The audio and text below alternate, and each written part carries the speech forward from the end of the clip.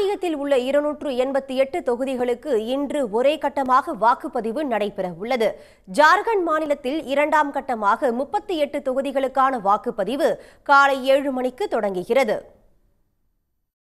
மராட்டியத்தில் உள்ள 288 சட்டமன்ற தொகுதிகளுக்கான வாக்குப்பதிவு ஒரே கட்டமாக நடைபெற உள்ளது. மொத்தமுள்ள 288 தொகுதிகளிலும் 4136 வேட்பாளர்கள் களத்தில் இருக்கின்றனர். இந்த தேர்தலில் 9,63,00,000 வாக்காளர்கள் வாக்களிக்க தகுதி பெற்றுள்ளனர்.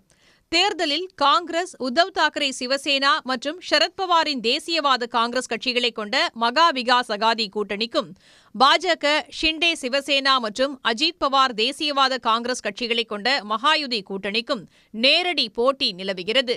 கோப்ரி பச்பகாடி தொகுதியில் மராட்டிய முதலமைச்சர் ஏக்நாத் ஷிண்டே, பாராமதி தொகுதியில் அஜித் பவார், நாக்பூர் தென்மேற்கு தொகுதியில் தேவேந்திர பட்னவிஸ், சகோலி தொகுதியில் காங்கிரஸ் மாநில தலைவர் நானா பட்டோல், வொர்லி தொகுதியில் ஆதித்யா தாக்கரே ஆகியோர் போட்டியிடுகின்றனர். காலை 7 மணிக்கு வாக்குப்பதிவு தொடங்குகிறது.